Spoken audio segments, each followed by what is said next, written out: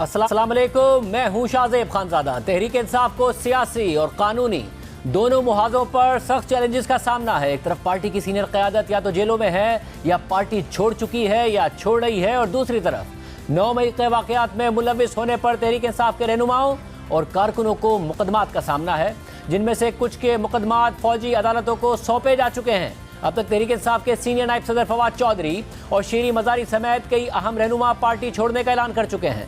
Asad Umar party ओहदों से इस्तीफा दे चुके हैं, जबकि दीगर कई छोटे बड़े रहनुमा रोजाना की बुनियाद पर तहरीक इंसाफ छोड़कर जा रहे हैं। और आज तहरीक इंसाफ के रहनुमा मलिका बुखारी से अडियाला जेल से रिहा होते ही तहरीक इंसाफ छोड़ने का ऐलान कर दिया, जबकि तहरीक इंसाफ के रहनुमा जमशेद चीमा और मुसर्रत जमशेद चीमा को भी अडियाला जेल से रिहा कर दिया गया है। और इत्तलात आ रही हैं कि ये दोनों रहनुमा भी तहरीक इंसाफ छोड़ने का ऐलान करने जा रहे हैं। मलिका बुखारी ने आज न्यूज़ कॉन्फ्रेंस में कहा कि मुझ पर कोई दबाव नहीं है, लेकिन ये भी कहा कि मई की गर्मी में अडियाला जेल में एक दिन गुजारे तो मुश्किलात होती।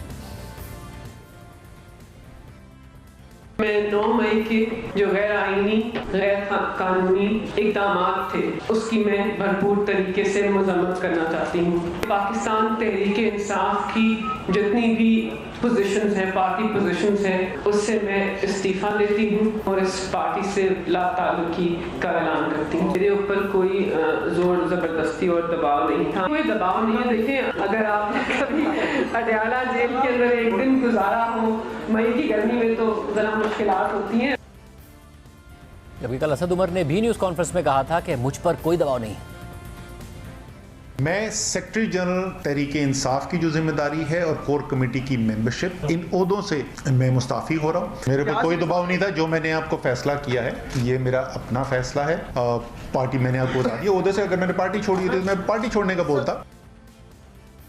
दूसरी तरफ वाइस चेयरमैन शाह महमूद कुरैशी समेत तहरीक इंसाफ की सीनियर क़यादत जेल में है। जो रहनुमा जेल से बाहर आकर पार्टी छोड़ने का ऐलान करता है उससे रिहाई मिल जाती है, और जो ऐसा नहीं करता है उसे दोबारा गिरफ्तार कर लिया जाता है। आज भी तहरीक इंसाफ के सेनेटर एजाज चौधरी को अडियाला जेल से रिहा होते ही दोबारा गिरफ्तार कर लिया गया, जबकि तहरीक इंसाफ की सीनियर रहनुमा यास्मीन राशिद अभी तक पुलिस की हिरासत में है। और आज मीडिया से बात करते हुए उन्होंने वाजे किया है कि मैं पार्टी छोड़कर नहीं जा रही हूं, जबकि उमर सरफराज चीमा और महमूद रशीद ने भी पीटीआई के साथ डटकर खड़े रहने का ऐलान कर दिया है। मैं अपनी जिम्मेदारी हूँ और मैं इंशाल्लाह अपनी पार्टी के साथ रहूंगी, पार्टी के साथ खड़ी हूँ और इमरान खान के साथ। इमरान खान और पीटीआई को छोड़ने का तसव्वुर भी नहीं किया जा सकता। तमाम तर मुश्किलात के बावजूद डट कर खड़े हैं इंशाल्लाह और आखिर तो ये सब जो छोड़ के जा रहे हैं, जो वो भी कम जहाँ पाक वो हमारी पार्टी में जो गद्दा आंसर था वो निकल। पार्टी का वर्कर हूँ, 22 साल से एक नजरियाती वर्कर हूँ और साथ खड़ा।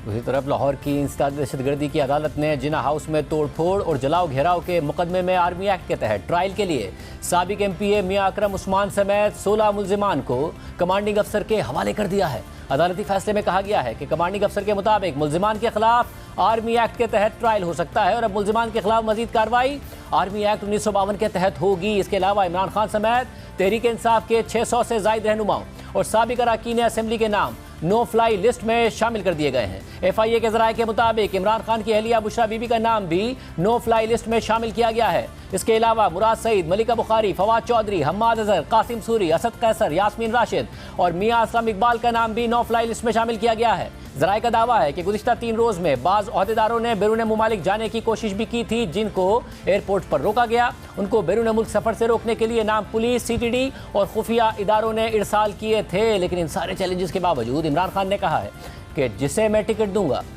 वो जीतेगा। सारी लीडरशिप अंदर डाली हुई है और निकलने का सिर्फ एक तरीका है कि वो जादू के लफ्ज कह दो। वो जिस तरह होता था ना, खुल जा सम सम, आप जादू का लफ्ज कह दें कि जी मैं तहरीक इंसाफ में नहीं हूं, तो आप रिहा हो सकते हैं। जब आप ये कहेंगे कि मैं तहरीक इंसाफ छोड़ रहा हूं तो सब कुछ ठीक हो जाएगा, आपके सारे गुने माफ हो जाएंगे। फर्ज मल सारे भी छोड़ देते हैं तहरीक इंसाफ को। मैं आज आपको कह रहा हूं, जिसको मैं PTI का टिकट दूंगा वो इंशाल्लाह जीतेगा। एक ही जो हमारे पास रास्ता है सोशल मीडिया, उसको कंट्रोल करने के लिए मेरे घर सारा इंटरनेट काट दिया। इतना खौफ और हिरासा फैला और मैंने खुद कहा हुआ है अपने लोगों को कि चुप जाओ। आज मैं कमेटी बनाने के लिए तैयार हूं। किसी से भी, वो जो भी इस वक्त ताकतवर लोग हैं, मैं उनसे जाके वो बात करें। दूसरी तरफ आज मुल्क भर में यौम तकरीम शहदा मनाया गया और इस सिलसिले में मुख्तलिफ तकारीब का इनेकाद किया गया, जिसमें पाक फौज के शहदा की कुर्बानियों का एतराफ़ और उन्हें खराज तहसीन पेश किया जा रहा है। यौम तकरीम शहदा की मरकजी तकरीब GHQ रावलपिंडी में हुई, जिसमें आला अस्करी क़यादत और जवानों के अलावा साबिक army chief general Qamar Javed Bajwa ने भी शिरकत की। Army chief general Asim Munir ने आज पुलिस लाइन इस्लामाबाद का दौरा भी किया, जहां उन्होंने पुलिस के शहदा के लवाहिकीन से खिताब करते हुए कहा कि शहदा की यादगारों की बेहुरमती और उनके वक़ार को मजरूह करने वालों को ना कौम माफ़ करेगी और ना ही भूलेगी, और ऐसे अमर को बर्दाश्त नहीं किया जाएगा। फौज, पुलिस और कानून नाफिज करने वाले इदारे रियासत की अलामत हैं और सीसा पिलाई दीवार के मानिंद हैं। कानून नाफिज करने वाले इदारे मुल्क के वक़ार की खातिर किसी कुर्बानी से दरेग नहीं करते।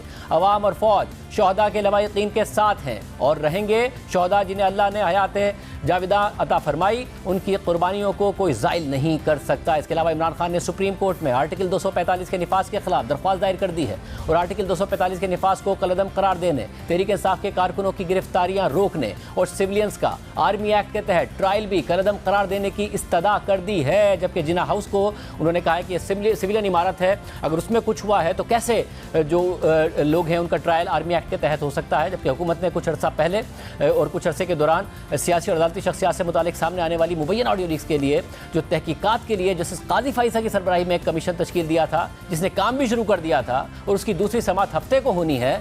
मगर चीफ जस्टिस मर्ता बदियाल ने सुप्रीम कोर्ट बार के सदर आबिद जुबैरी की दरख्वास्त पर अपनी सरबराही में एक 5 रुकनी बेंच बना दिया है, जो कल ही इस केस की समाअत करेगा। वफाकी वज़ीर दाखिला राना सनाउल्लाह साहब हमारे साथ मौजूद हैं। राना साहब, बहुत शुक्रिया मुझे ज्वाइन करने के लिए। राना साहब, कोई चीज़ एडअप नहीं कर रही है। ये तो नहीं हो सकता कि पाकिस्तान पीपल्स पार्टी और नून लीग के अगर कारकुन हैं वो महीनों जेल में रहें, आपके ऊपर मुकदमा हुआ जिसकी सज़ा मौत थी, आप जेल में रहे, जेल से निकले तब भी आपने कहा नवाज शरीफ के साथ खड़े हैं, और फवाद चौधरी हों, मलिका बुखारी हों, असद उमर हों, डॉक्टर शेरी मज़ारी हों, वो कह रहे हैं हम पे कोई दबाव भी नहीं है, कोई दूसरा मामला भी नहीं है, मगर हम पार्टी छोड़ने का ऐलान कर रहे हैं। क्या किया जा रहा है इन सीनियर रहनुमाओं के साथ जेल में? क्या ऐसी बात है कि जिसकी वजह से वो एक करके पार्टी छोड़े? शाहजेब, इनके साथ कुछ भी नहीं किया जा रहा, सिर्फ ये है कि इनमें से बाज़ को जो है वो 3 MPO के तहत और बाज़ के ऊपर ये एविडेंस मौजूद है कि उनके केसेस जो है वो मिलिट्री कोर्ट में जा सकते हैं, और ऐसी सूरत में जो है वो कोई 3-4 महीने जो है वो ज़मानत नहीं होगी।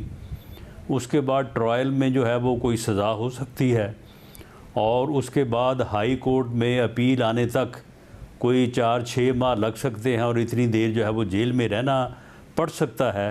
ये इनके साथ अब तक की कहानी जो है वो है। इसके अलावा कोई किसी के ऊपर कोई दबाव नहीं है, कोई किसी के ऊपर ज़बरदस्ती नहीं है। ख़ुद से ये कहते हैं कि जी हम अपने अमल के ऊपर जो है वो शर्मिंदा हैं और हम छोड़ने को तैयार हैं। तो मामला ये है कि ये एविडेंस जो है वो जिन जिन के ख़िलाफ़ है, उस एविडेंस का जायज़ा जो है वो मिलिट्री हुकाम अपने तौर पे जो है वो बड़ा बारीक बीनी से ले रहे हैं, और ये कोई पूरा केस जो है वो नहीं लेंगे। जो केस होगा उसमें वो जो है वो केस यानी ऑर्डिनरी कोर्ट में भी चलेगा, और उसमें कुछ मुल्ज़मान का जो वो देखेंगे कि उनका किरदार जो है या उनका जो जुर्म है वो ऐसा है कि उनके ऊपर मिलिट्री कोर्ट में ट्रायल होना चाहिए, तो उनका केस जो है वो मिलिट्री कोर्ट में जो है वो लेके जाएंगे।